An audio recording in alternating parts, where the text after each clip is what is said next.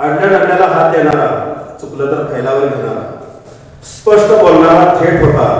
दादा माणूस नेट होता. वागण्या बोलण्यास साधा होता, पण शब्दांचा पक्का होता. तोच खरा महाराष्ट्राचा एकमेव दादा होता. तू कसा आमदार होतो ते बघतोच. उगाच नाही 1-1 लाखाच्या मागाने निवडून येत इथं काम बोलतं. गबरे आलाय मोठा, आधी तुझी ग्रामपंचायत तुझ्या दारात आहे का ते सांग.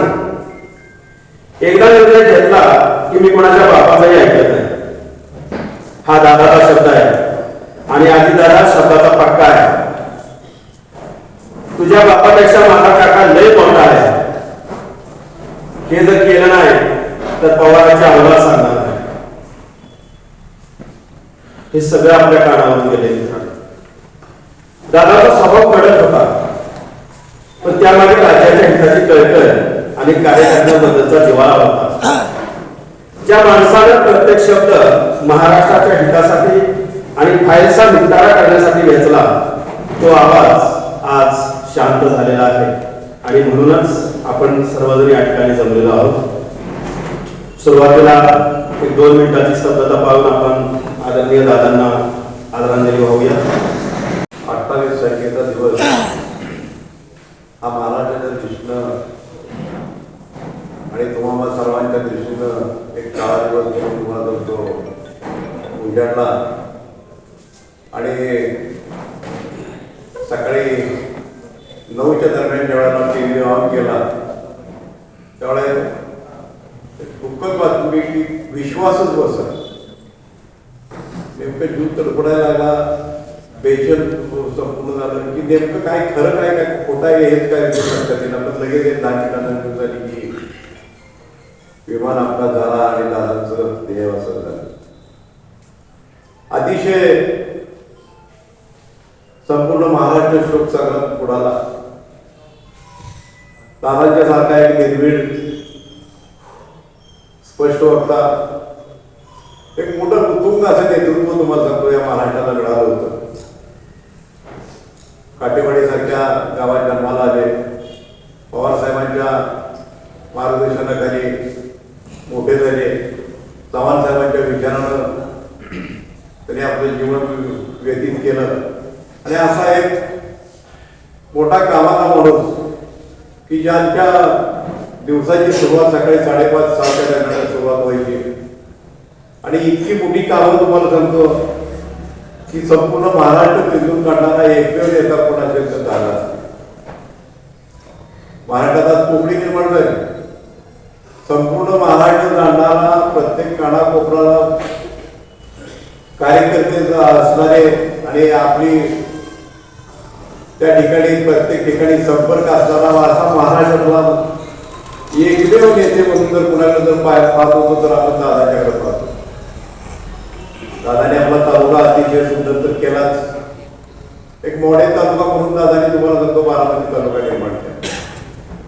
कृषी संशोधन केंद्र असेल, IT पार्क असेल, अनेक प्रकल्प, आधुनिक प्रकल्प सगळे शेती शैक्षणिक संकुलन एवढं होतं की IPS IAS अधिकारी तुम्हाला सांगतो निर्माण झाले पाहिजे त्या आपल्या ग्रामीण भागात. असं सर चारी बाजूनं विकास करणारी एक व्यक्तिमत्व तुम्हाला सांगतो. धाडशी व्यक्तिमत्व. एखाद्या मीटिंगमध्ये सभेमध्ये जर एखादी चिठ्ठी जरी दिली झाला ते अतिशय बारकाईनं वाचून त्याला 8 दिवसाच्या आत तुम्हाला सांगतो उत्तर येत होतं की तुझं काम या पद्धतीचं आहे, या स्टेजला आलंय, अशा पद्धतीनं होणार आहे. इतके बारकावे असणारे, अतिशय बारकावे. एखादं बांधकाम कधी चालू असलं, पुलाचं असेल, एखाद्या इमारतीचं असेल तर अतिशय दादा बारकाईनं तुम्हाला सांगतो पाहत होते. आणि असा एक दूरदृष्टीचा नेता तुम्हाला सांगतो तुमच्या आमच्यातून निघून गेला. अतिशय वेदनादायक की महाराष्ट्रात जे घडलं दादांच्या रूपानं, दादा आपल्यातून निघून गेले की पोकळीच भरून येणार नाही. दादांच्या सारखा दादाच पुन्हा जन्माला येणार नाही. निश्चितपणे आम्ही सर्वजण तुम्हाला सांगतोय लोकात सहभागी आहोत. त्या तालुक्याच्या वतीनं, सह्याद्री सहकारी साखर कारखान्याच्या वतीनं मी म्हणजे श्रद्धांजली अर्पण करतो आणि थांबतो. आज आपण या ठिकाणी सर्वजण आपल्या सर्वांचे लाडके दादा अजितदादा त्यांना भावपूर्ण श्रद्धांजली आपण कधी एकत्र आहोत. हा दिवस कधी येईल असं कोणाला कधी वाटलं नव्हतं. हा सगळ्यांना एक अकस्मात आलेला दुःखाचा डोंगर सगळ्यांच्यावर पसरलेला आहे. मी जास्त वेळ घेणार नाही. पत्रकारांचं आणि दादांचं नाचं कसं होतं आणि ते रेहमतपूरच्या पत्रकारांनी आम्हाला त्यांच्याबरोबर आमचा संवाद कसा झाला एक दोन उदाहरण देणार मी की रेहमतपूर पत्रकार संघाची स्थापना झाली आणि त्यावेळेला त्याच वेळी पंचक्रोशी शिक्षण संस्थेच्या स्टँडवर जलकुंभाचं अनावरण होतं. त्या अनावरणाच्या कार्यक्रमामध्ये त्याच दिवशी आम्ही आमच्या पत्रकारांनी सगळे मिळून असं निर्णय घेतला की आपण आपल्या पत्रकार संघाच्या बोर्डचं अनावरण दादांच्या हस्ते करायचं. म्हणून आम्ही परवानगी मागितली पण प्रशासनाने उपमुख्यमंत्री आहेत प्रोटोकॉलप्रमाणे अगोदर कार्यक्रम चालला नाही त्यामुळे आम्हाला ती परवानगी नाकारली. इच्छा आणि चिठ्ठी यांनी वर पाठवली. दादा त्या स्टेजवरून आले डायरेक्ट येऊन त्यांनी तुमच्या त्या फलकाने अनावरण केलं. त्यांच्या यावर वापर असताना आपण फलक लावला होता. एक आमच्यासाठी फार मोठी त्यांची पाठीवर थांब. दुसरा प्रसंग असा रेहमतपूरमध्ये एक कार्यक्रम होता आणि त्याच वेळेला वाटारमध्ये कार्यक्रम होता. वाटारच्या पुलाचं माझं भूमिपूजन काय कार्यक्रम उद्घाटन काढलं भूमिपूजन होतं आणि या ठिकाणी कार्यक्रम होता आणि काही कारणानं दादा लवकर आले. 6चं टायमिंग होतं 4:30-5 वाजता आलेलं पोचले आणि अशी परिस्थिती होती की जर्नेश्वरचा विषय नुकताच आयोजन होता आणि ऊर्जामंत्री म्हणून त्यांनी आम्ही शब्द दिला जिल्ह्याला की आम्ही सातारा भारमुक्त करू. हे 2 प्रश्नासाठी सातारचे पत्रकार सगळे सातारच्या गेस्ट हाऊसवर एक बालभोग दादांचे बसले होते. खटाव पत्रकार संघाची मंडळी वडूनमध्ये बसली होती आणि अचानक दादा कुणाला संघामधून आले मध्ये पोहोचले. संयोजकांनी मी पळापळी झाली. या पिरियडमध्ये काय करूया तर आम्ही पत्रकार परिषदेची मागणी केली. त्या दादांच्या बरोबर आदरणीय शशिकांत शिंदे आणि बाळासाहेब पाटील हे आमदार बरोबर त्यांच्या आणि त्यांनी प्रस्ताव दिला की आपण पत्रकार परिषद घेऊया.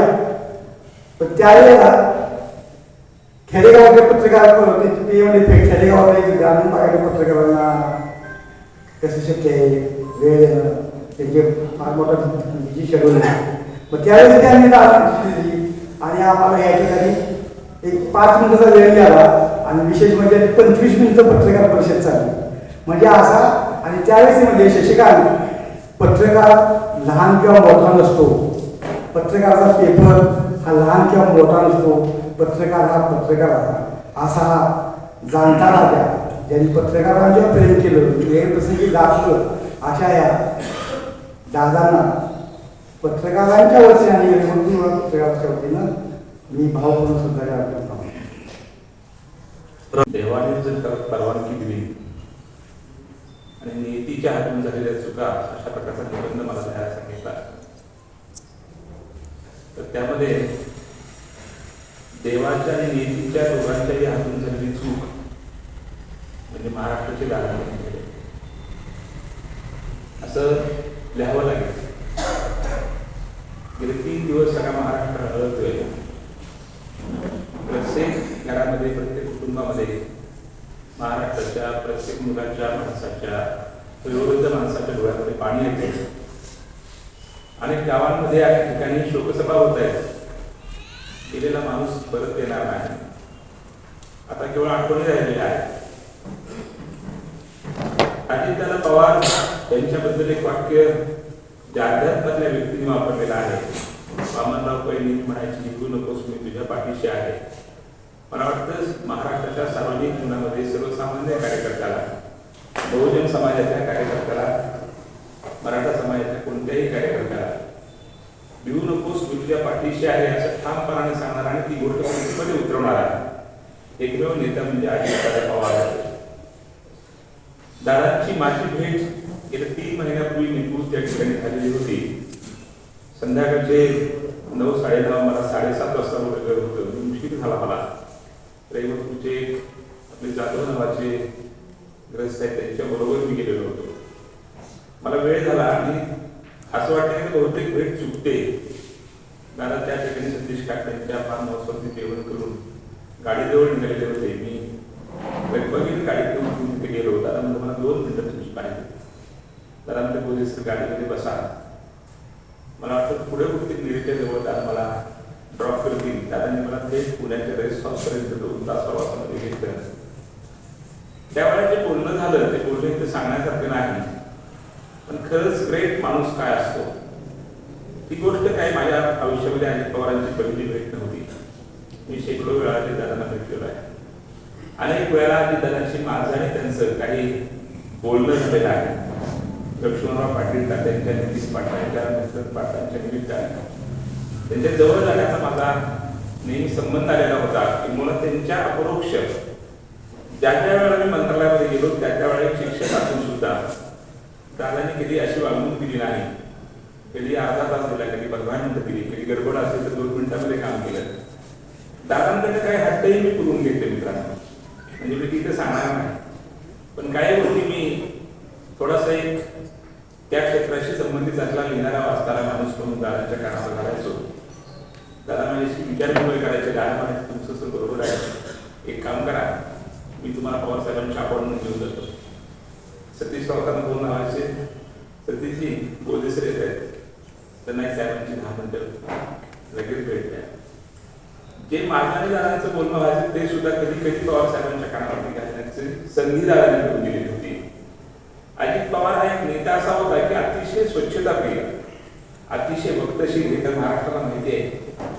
पण आज महाराष्ट्रामध्ये पोकळी अशी आहे ती महाराष्ट्राची नवीन जनरेशन निर्माण करण्यामध्ये एकच माणूस असा होता की जो यशवंतरावांच्या नंतर मुख्यमंत्र्याच्या शोधून दिसला असता. आणि म्हणून अजितदादांच्या हातून झालेली कामं राजकीय कार्यकर्त्यांना माहिती आहे. सार्वजनिक जीवनामध्ये काम करणाऱ्या लोकांना कोणते प्रकल्प सातारा जिल्ह्यामध्ये, पश्चिम महाराष्ट्रामध्ये, मराठवाड्यामध्ये, विदर्भामध्ये दादाने आणले ते माहिती आहे. मराठवाड्यातला आमचा एखाद्या मित्रांना फोन करतो अजितदादासारखा माणूस असं सांगतो ही दादांची ओळख आहे. ही त्यांच्या स्वतःच्या कामानं त्यांनी निर्माण केली होती. ती पवार साहेबांमुळे होती. शरद पवारांच्या बद्दलची भक्ती आणि निष्ठा किती होती हे शेवटच्या क्षणापर्यंत दादांच्या बाबतीमध्ये बघितलेलं आहे. परंतु स्वतःची प्रतिमा निर्माण करणं कामात फार अवघड गोष्ट असते. आणि त्यांना राजकीय वारसा असतो, पण त्यांना तो वारसा टिकवता, जपता आणि सुसंस्कृतपणाने पुढे नेता येत नाही. दादांच्या बाबतीमध्ये गोष्ट अशी आहे, पवार साहेबांच्या वरती दादांचा आतोनातपर्यंत होतं. मध्यंतरी ज्या गोष्टी घडल्या त्यावेळेला सुद्धा दादांना अनेक वेळा भेटण्याचा योग आला. दादांचे माझं पवार साहेबांच्या बद्दल काहीच नाही.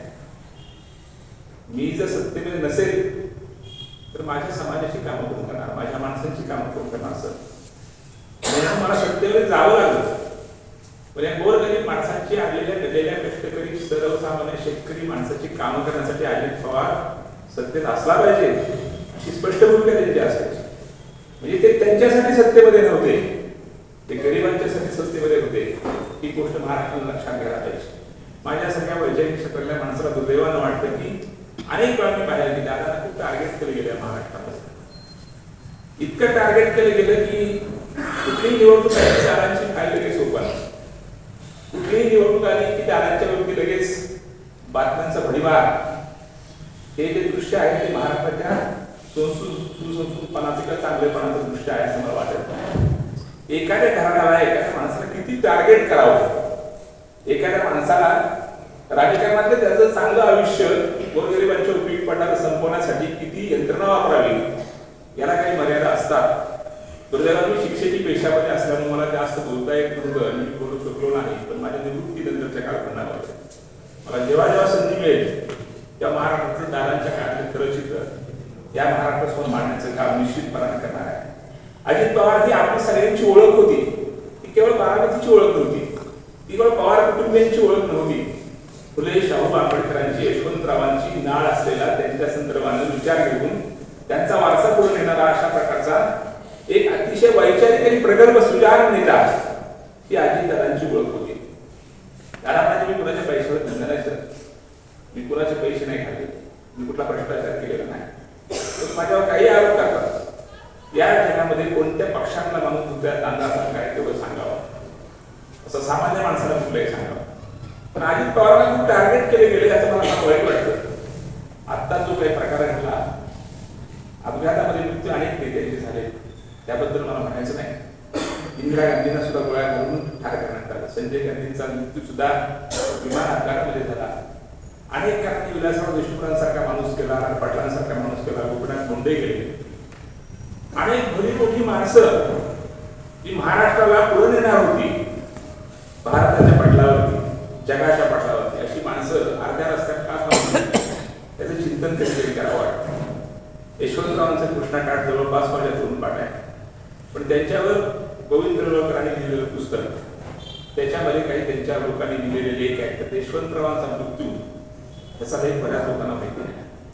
त्यांच्या जवळच्या माणसांना तो लिहिलेला आहे की दिल्लीच्या रुग्णालयामध्ये चव्हाण साहेबांना सुद्धा डॉक्टर मिळालेला नव्हता. ही माझ्या महाराष्ट्राची स्थिती आहे. आणि म्हणून महाराष्ट्राने अजित पवारांच्या बाबतीमध्ये महाराष्ट्राला अजित पवार कळले नाही. तुम्ही त्याच्या व्हॉट्सअपवरती टाकते की मी कुणाला कळलो नाही, गोष्ट खरी आहे.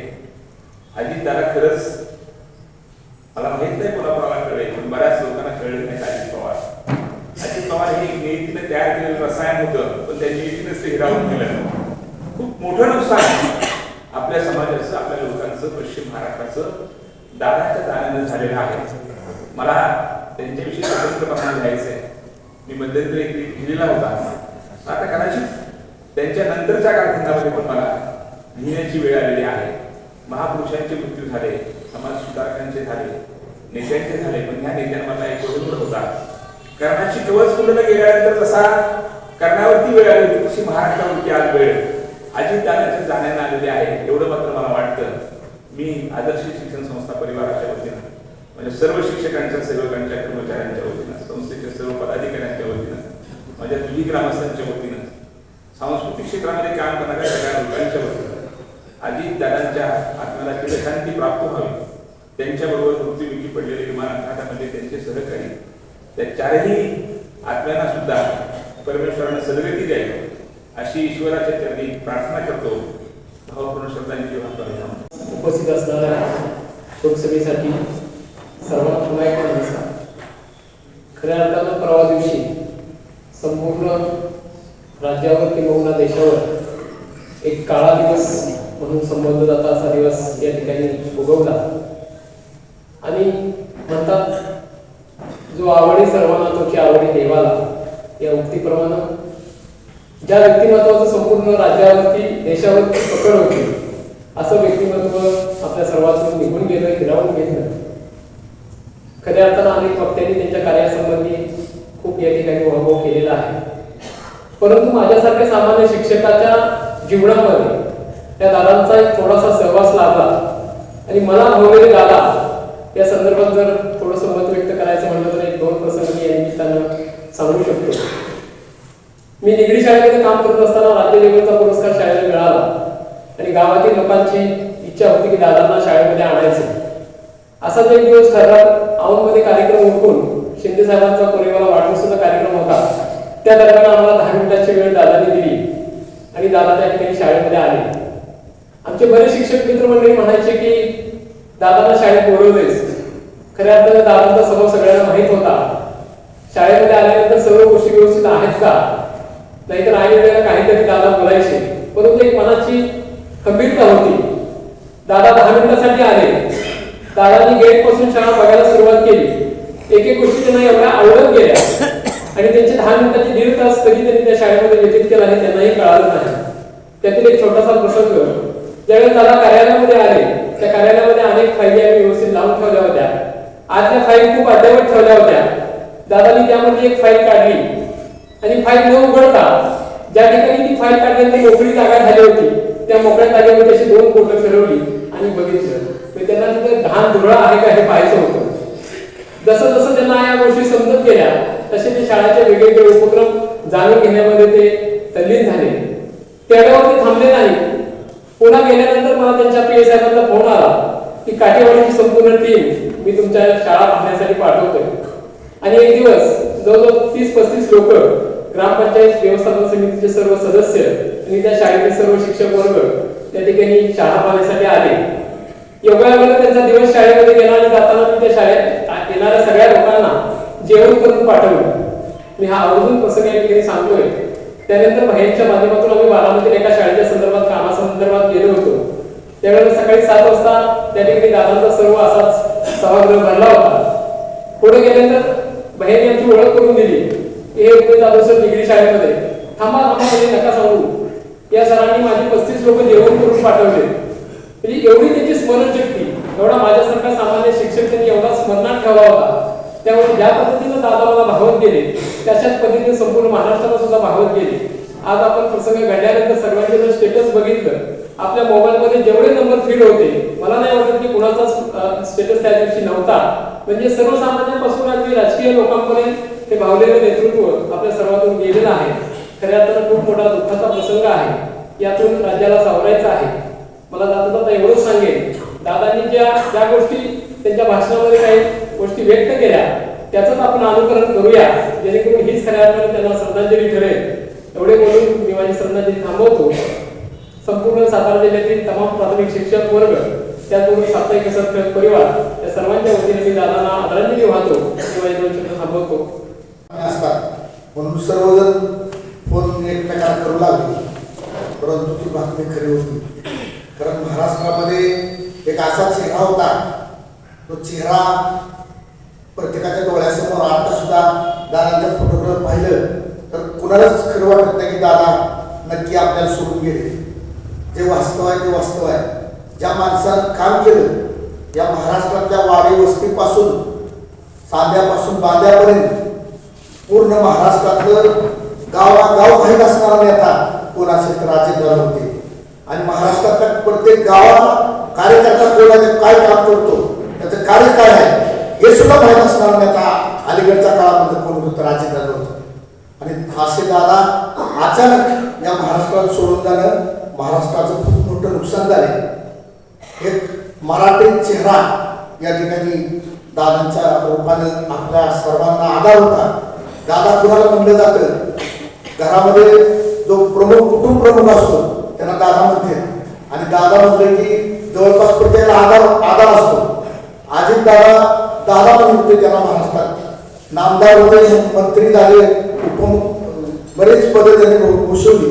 परंतु दादांना कोण नामदार म्हणलं नाही, दादाच म्हणायचे. तर दादा प्रत्येकाच्या कुटुंबाचे दादा होते आणि ते प्रत्येक कुटुंबासाठी त्यांनी किती वाहून घेतलं होतं ते या ठिकाणी पाहायला मिळतं. माझा दादांच्या संबंधाचा वेळ प्रसंग तो सरपंच परिषदेच्या माध्यमातून सरपंचाच्या मानधनासाठी आम्ही बरेच सरपंच दादांकडे गेलो. प्रथमतः दादा सर्व माहिती घेतल्याशिवाय कुठला निर्णय घेत नव्हते. दादाने विचारलं किती मानधन आहे. आम्ही सांगितलं दादा आम्ही खाली गाव लेवलला काम करणारी माणसं आहे, तुमचं आम्ही काम खाली ग्राउंडला करतोय. दादा असं मानधन झालं पाहिजे. शिंदे साहेबांनी मानधनाचा जाहीर केला, परंतु आर्थिक तरतूद करण्यासाठी म्हणजे तुम्ही दादांच्याकडे जावा. आणि गेल्यानंतर दादा काय असतात ते जे समोर गेले त्याला दादा माहित आहे. एक सेकंदात अभ्यास असणारे आणि काय केलं पाहिजे काय नाही केलं पाहिजे हे फक्त दादाच होते. आणि त्यांनी एका सेकंदामध्ये महाराष्ट्रातल्या सगळ्या सरपंचांना या ठिकाणी दुप्पट मानधन देऊन टाकलं की जे गावकार आहेत. आणि एवढंच त्यांनी सांगितलं मानधन देतोय, पण दादाजींनी दादा सांगितलं चांगलं काम करा, गावाची सेवा करा. म्हणजे एक चांगला संदेश देणारं नेतृत्व या ठिकाणी दादांच्या रूपाने या महाराष्ट्राला लाभलेलं होतं. मला वाटतं एक नेता करण्यासाठी 25, 30 ते 40 वर्ष लागतात. आता मला वाटतं 30-40 वर्ष पुन्हा दादा होते नाही. इतका अभ्यास, प्रचंड अभ्यास असणारं व्यक्तिमत्व महाराष्ट्रामध्ये नाही. आणि दादांचे गुण घेण्याजोगा कोणता तर पहाटे 4 ते संध्याकाळी 12 वाजेपर्यंत या देशामध्ये एकही नेता नाही की सकाळी पहाटे 4 दररोज. आपण एखाद्या दिवशी जरी सकाळच्या लवकर उठलो तर 2 दिवस आपण निघत म्हणतो आपल्याला कंटाळा आहे. पण मला वाटतं दादा एक चालतं मोठं यंत्र होतं. पहाटे 4ला उठणार म्हणजे उठणार. जवळपास राजकीय जीवनात ते आल्यापासून पहाटे 4 ते संध्याकाळी 12 तुम्ही विचार करा तास किती झाले आणि विश्रांतीसाठी किती तास झाले. पण कुणासाठी केलं त्यांनी सगळं त्यांच्यावर संपत्ती सगळं त्याला, परंतु समाजाच्या प्रत्येक घटकासाठी काम दादाने केलं. त्याचं रूप दादा गेल्यानंतर जे बारामतीत आलं गर्दी उसळली. शेवटी माणसं म्हणतात का आपण काय मिळवलं तर दादांनी काय मिळेल ते आजच्या महाराष्ट्रानं या देशानं पाहिलं. म्हणून दादांसारखं नेतृत्व आपल्यातून निघून गेलं. या ठिकाणी मला खूप दुःख झालं. दादांच्या बऱ्याच प्रसंगात दादा जर हिशोब करण्याचा विषय असेल, बऱ्याच विषयात मी दादांच्यापासून जवळ गेलेलो होतो. पण दादा अतिशय कार्यकर्त्यावर प्रेम करणारे दादा होते. आणि मला एवढंच म्हणायचं आहे, काम करणारी माणसं परमेश्वराला लगेच नेऊ नये. समाजाला शेवटी काम करणारी माणसं थोडी आहेत. आणि ही जर माणसं गेली तर समाजात कोण काम करणार? आज दादा तळागाळातल्या प्रत्येक माणसापाशी पोचून तळागाळातला प्रत्येक निर्णय आणि खास करून शेतकऱ्यांसाठी काम करणारा दादा होता. आणि असं नेतृत्व गेलं आता मला वाटतं महाराष्ट्रात एवढा अभ्यासू नेतृत्व दादा शिवाय कुणीही नाही. या ठिकाणी मी राज्यातील सर्व सरपंचांच्या वतीनं, सरपंच परिषदेच्या वतीनं, वाटार गिरवली जिल्हा परिषद राष्ट्रीय काँग्रेसच्या वतीनं मी या ठिकाणी दादांना भावपूर्ण श्रद्धांजली अर्पण करतो. 28 तारखेला सकाळी 8:30 वाजता आपल्या राज्याचे मुख्यमंत्री माननीय अजितदादा पवार हे मुंबईवरून बारामतीला येत असताना विमान लँडिंग करतानाची घटना घडली आणि ह्या घटनेने पूर्ण आपल्या महाराष्ट्रामध्ये दुःखाची लाट पसरली. मी पण 8:30 वाजता टीव्हीच लावलेला होता. ॲक्च्युली मला असं वाटतं की एखाद्या वेळेस विमान न्यायला आलं असेल, त्यामुळे मला ती काही घटना खरी वाटली नव्हती. पण नंतर 10 मिनिटांनी ते समजल्यावरती पूर्णपणे प्लॅन झालं. दादा मला पण म्हणजे मला नावाने ओळखायच्या ह्याच्यातच मला खूप अभिमान वाटायचा. आणि मला जुन्नरला मी तुला इन्चार्ज असल्याने दादांना मी भेटलो, चांगलं काम कर असे दादांचे मला शब्द पण होते मी ज्यावेळेस भेटलो त्यावेळेस. तर आता ही जी घटना झालेली आहे पूर्ण आपल्या महाराष्ट्रामध्ये दुःखाची लाट पसरलेली आहे. आणि आपल्या महाराष्ट्रासाठी, आपल्या देशासाठी हे एक मोठा आघात आहे असं म्हणजे मला वाटतं. आणि मला तर खूपच दुःख झालेलं आहे. मी पण रहिमतपूरचाच समजतो. आपल्या सर्व रहिमतपूरकरांच्या वतीने, आपल्या पोलीस प्रशासनाच्या वतीने मी भावपूर्ण श्रद्धांजली अर्पण करतो आणि थांबतो. जय हिंद. पुरुष आपल्या कोरेगाव तालुक्याचे भूमिपुत्र, नांदवळचे सुपुत्र,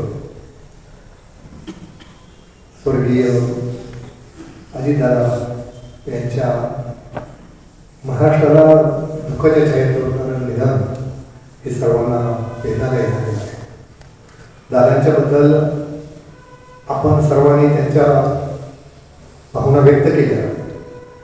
आपण 3 दिवसापासून पाहतोय की राष्ट्रपतीपासून ते दादांच्या घरामध्ये काम करणाऱ्या व्यक्तींच्या पर्यंत ते कोणत्या प्रकारचं व्यक्तिमत्व होतं याचा आपण पेपरमधून, मीडियामधून पाहिलेलं आहे, ऐकलेलं आहे. अशा दादांचा या ठिकाणी संस्थेच्या निमित्तानं माझा 5 वेळा संबंध आला. आणि पहिला संबंध आला तो 2001-2 मध्ये दादांनी कवी गिरीश स्मारकाचं उद्घाटन केलं. आणि त्यावेळेला ते संग्रहालय पाहत असताना इतक्या बारकाईने सगळं विचारत होते की मलाही उत्तर देता येत नव्हती गिरीशांच्याबद्दल आणि वसंत कालेकरांच्याबद्दल. आणि त्यानंतर मी ज्यावेळेला सातारा जिल्हा मुख्यालय संघाचा सेक्रेटरी होतो त्यावेळेला आम्ही स्वच्छ सुंदर पुरुषा स्पर्धा म्हणून स्पर्धा ठेवल्या. त्या देवापूरला कार्यक्रम होता. आमच्या संघाकडे पैसे नव्हते म्हणून आम्ही काय केलं होतं, त्या पहिल्या नंबरला 15,000चं बक्षीस चेक दिलेला होता. तर दादाला मी सांगितलं की बक्षीस आहे 15,000. दादाने तो चेक बाहेर काढला. म्हटले हे चेक पुढच्या तारखेचा आहे, म्हणजे तुम्ही रोख पैसे देत नाही. इतकं स्पष्टपणे की बारकाईने सगळं पाहणारे दादा. आणि अशा या दादांच्या अकाली झाल्यानं त्याच्या आत्म्याने काल परवा शरीर सोडलं. आणि संपूर्ण महाराष्ट्र म्हणण्यापेक्षा देशामध्ये सुद्धा त्यांच्याविषयी फार वेगळ्या पद्धतीनं त्यांचं व्यक्तिमत्व याचं सगळ्यांना अनुभवते आलेले आहे. त्या ठिकाणी मी चौंडेश्वरी शिक्षण संस्थेच्या वतीनं दादाला भावपूर्ण आदरांजली अर्पण करतो. थांबतो. जय हिंद, जय महाराष्ट्र. आज आपण एक महाराष्ट्राचं लाडकं नेतृत्व, या राज्याचे उपमुख्यमंत्री स्वर्गीय अजितदादा पवारसाहेब यांचं जे निधन झालं त्या शोकसभेच्या निमित्तानं आपण सर्वजण या ठिकाणी उपस्थित झाले. आज या शोकसभेसाठी रेवणपूरमध्ये सर्व नागरिक, रेवणपूर परिसरातून आलेले सर्व नागरिक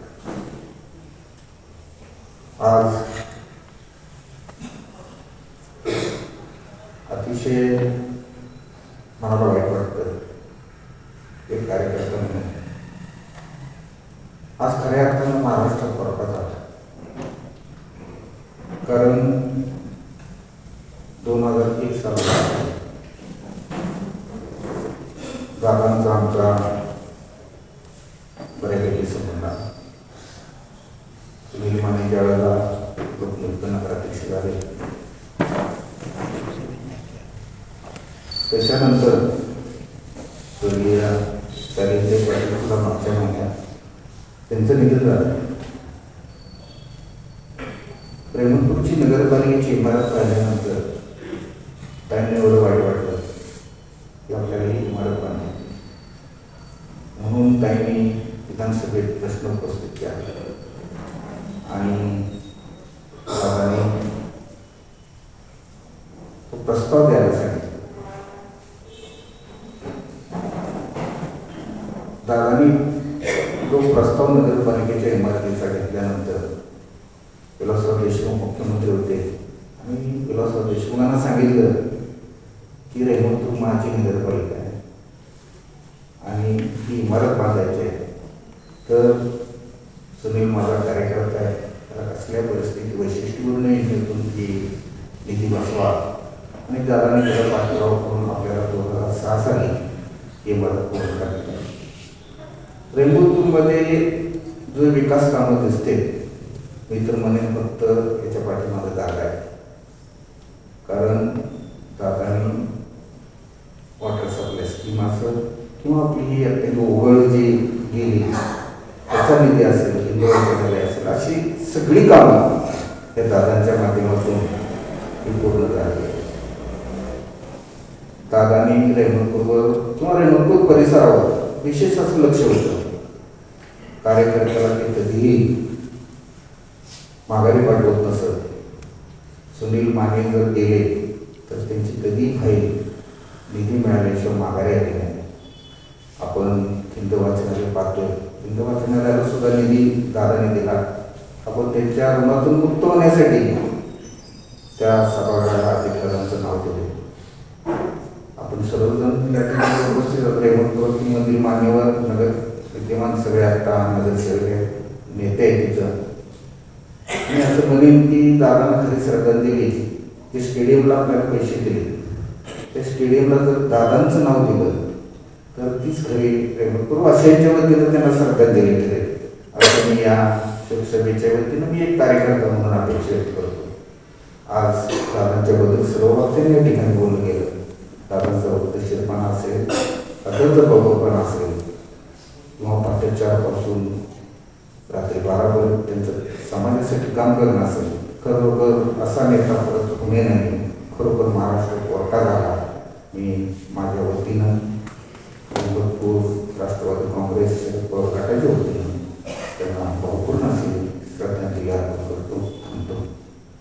दादांच्या बद्दल अशा प्रकारे बोलण्याचा प्रसंग येईल असं तरी स्वप्नात या ठिकाणी आलेही नव्हता आणि येऊही शकत नाही. या प्रसंगी काय बोलावं आणि काय आठवणी सांगणार. 1995ला राजकारणाला सुरुवात केली मी सक्रिय राजकारणामध्ये. त्याही अगोदरची 5 वर्ष दादांच्या आणि पवार साहेबांच्या संपर्कात सातत्यानं त्या ठिकाणी आलो आणि गेल्या 30-35 वर्षामध्ये शेकडो वेळा त्या ठिकाणी भेटण्याचा संघ. अशा प्रकारचे व्यक्ती कधीच कोणी नाही. काही जणांचं मत होतं की पुढची 25-30 वर्षानंतर पुन्हा एखादा दादा निर्माण होईल. या गोष्टीवर माझा अजिबातच विश्वास नाही. अजितदादा या प्रकारचं व्यक्तिमत्व यानंतर कधीही होणे नाही. या महाराष्ट्रामध्ये शिव, शाहू, फुले, आंबेडकरांचा विचार अत्यंत अडचणीच्या वेळी सुद्धा तेवढ ठेवणारे, त्या विचारावर त्या विचाराच्या पावलावर पाऊल ठेवून राजकारण करणारे, भलेही सत्तेच्या ठिकाणी असताना आपल्या विचाराला बदलला देणारे असं एकमेव व्यक्तिमत्व या ठिकाणी दादांच्या रूपाने आपल्या सर्वात निघून गेले. अत्यंत दुःखद भयानक प्रसंग त्या ठिकाणी गेली 2-3 दिवस आपण पाहतोय, ज्यांचा अत्यंत जवळून प्रसंग आला त्यांच्या समोर अंधार आणि अंधार दिसतोय. मी पाहिलं तेव्हा सगळ्याच जणांनी आठवणी सांगितल्या, फोन आले आणि TV लावला. सुरुवातीला दादांना दवाखान्यात नेलं असं त्या ठिकाणी सांगत होते. त्या दरम्यान मला एक फोन आला आणि जोरात तिकडून त्या ठिकाणी रडून सांगितलेलं की आपला दादा हरपला,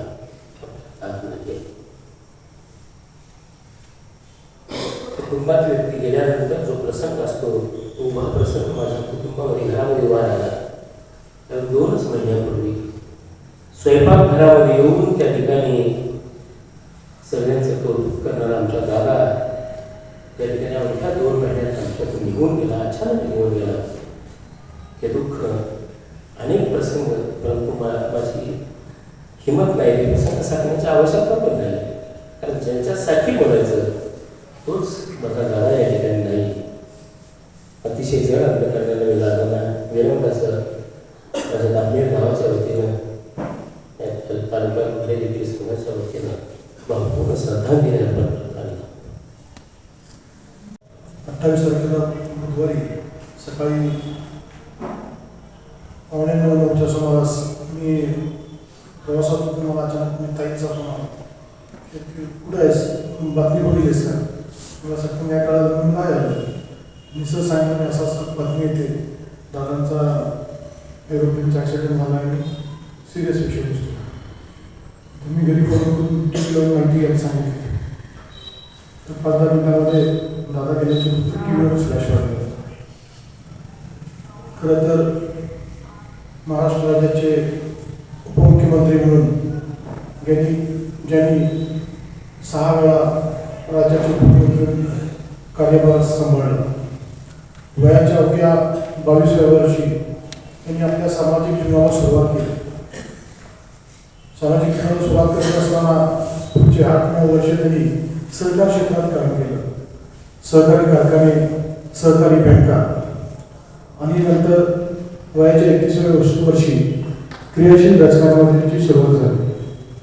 वयाच्या 31व्या वर्षी त्यांनी बारामती लोकसभेची निवडणूक लढवली आणि 73.53% मध्ये घेऊन ते विजयी होऊन सक्रिय राजकारणात सहभाग झाले. पुढच्या काही कालावधीमध्ये बाय इलेक्शन झाले आणि बाय इलेक्शनमध्ये पुन्हा ते राज्याच्या राजकारणात आले. राज्याच्या राजकारणामध्ये बारामती विधानसभेतून निवडून येऊन त्याच वेळेला ते महाराष्ट्र राज्याचे कृषी राज्यमंत्री म्हणून कार्यभार स्वीकारला. ज्या माणसाचं 91 पासून 2026 28 डिसेंबर 2026 हे राजकारणात 35 वर्ष आणि अवघ्या 35 वर्षाच्या राजकीय वयामध्ये जो माणूस ह्या राज्यासाठी राज्यातील सर्व गोरगरीब जनतेसाठी सर्वांसाठी अहोरात्र 16-17 तास काम करणारा माणूस, म्हणजे जो माणूस 35 वर्ष 17 तास या राज्याच्या गोरगरीब जनतेसाठी काम करतो आणि या राज्याची उन्नती व्हावी, ह्या राज्याच्या शेतकऱ्याची उन्नती व्हावी, गोरगरिबांच्या हाताला काम मिळावं, सर्वांना सुजल सुलभ जीवन जगता यावं, यासाठी अहोरात्र मेहनत करणारा माणूस आपल्यातनं 28 तारखेला कालच्या निघून जातो. त्यांच्या जाण्यानं अखंड राज्यावर एक दुःखाचा डोंगर पसरलेला आहे. ह्या दुःखातून त्यांच्या कुटुंबियांना व त्यांच्या सर्व सहकाऱ्यांना बाहेर पडावे यासाठी मी ईश्वरचरणी प्रार्थना करतो आणि थांबतो. या व्यक्तीनं अख्ख्या महाराष्ट्रासाठी आपल्या जीवाचं रक्ताचं पाणी केलं आणि ती व्यक्ती आज आपल्यामध्ये नाही. असं आहे आपले आदरणीय दादा 28 तारखेला तो काळा दिवस आपल्या सर्वांसाठी उजाडला. कुणालाही महाराष्ट्रात काही बातमी खरी वाटली नाही की दादा आपल्यातून गेले. पण थोडक्यामध्ये मी एकच सांगतो, दादा पुन्हा निर्माण होणे नाही. अख्ख्या राज्याचं तर नुकसान झालंच, पण माझ्या रेल्वेचं खूप मोठं नुकसान झालं. महाराष्ट्राच्या राजकारणातील कोहिनूर हिरा आपण गमावलाय आणि तो परमेश्वरानं आपल्याकडून हिसकून घेतलाय. मी सातारा जिल्हा शिवसेनेच्या वतीनं आदरणीय दादांच्या कुटुंबियांना या दुःखातून कुटुंबियांना सावरण्याची परमेश्वराने ताकद द्यावी. दादांना या भावपूर्ण श्रद्धांजली अर्पण करून मी थांबतो. महाराष्ट्रामधील जनमानसाच्या मनामनावर आपल्या कार्यकर्तृत्वाने अधिराज्य करणारे असे आदरणीय दादा अचानकपणे निघून गेले आणि प्रत्येक कुठल्याही पक्षाचा असो विचाराचा असो त्या माणसाला चटका लावून गेले हे मात्र नक्की. कारण इतकी वर्ष आज त्यांचा स्वभाव, त्यांचं कार्यकर्तृत्व, त्यांचा परखडपणा, त्यांचा नेटकेपणा, समयोचितपणा, ज्या ज्या गोष्टी छोट्या आहेत की ज्या नेत्यामध्ये लागतात त्या सगळ्या गोष्टी दादांमध्ये होत्या. आणि म्हणूनच मला असं वाटतं की ती घटना परवाची सगळ्यांना खूप मन हेलावून गेली, सगळा महाराष्ट्र ढासळला.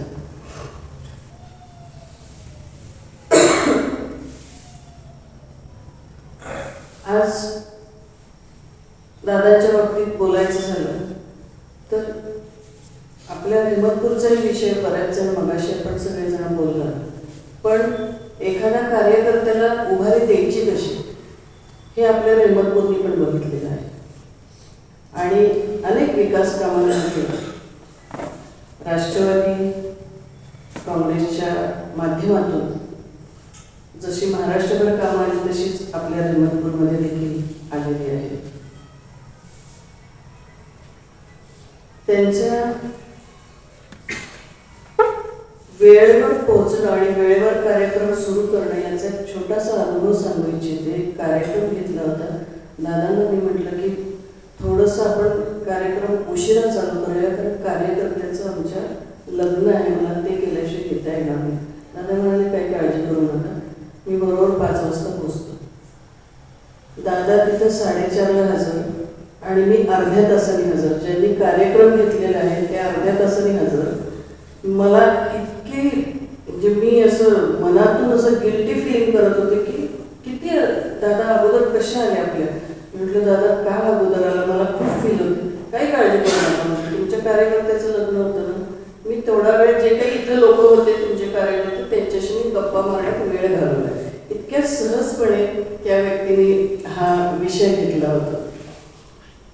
दुसरा एक विषय छोटासा सांगू इच्छिते. आता माझ्यानंतर सुनील माने म्हणणार त्यांच्याकडे तर फारच विषय असतील, पण तरी देखील अनेक वर्ष राष्ट्रवादीमध्ये देखील मीही काम केलेलं होतं. असाच एक विषय झाला की अनेकांना समजला आणि आम्हाला समजला नाही राष्ट्रवादीमध्ये काम करत असताना, आणि ते फार मनाला फील झालं. मी दादांची वेळ घेऊन भेटायला गेले.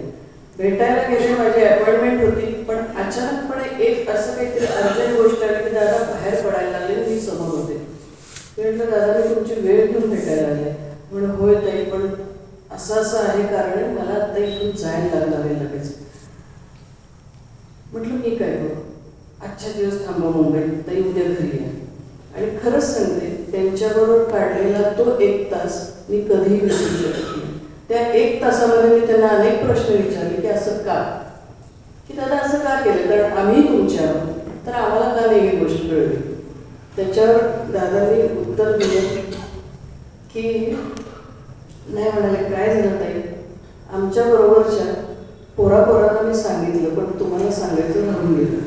मग मी त्याच्यावर दादाला बोलले, अहो दादा तुम्ही मी एकच वयाचे आहे, दुसऱ्या तुम्ही पोरं नाही की म्हटलं. ते इतके हसले त्याच्यावर की म्हणे खरंच आहे बाई, लक्षात नाही आलं. पण काही माझ्या पुरुष कार्यकर्त्यांना मी ही गोष्ट बोललो पण तुम्हाला बोलायची राहून गेली.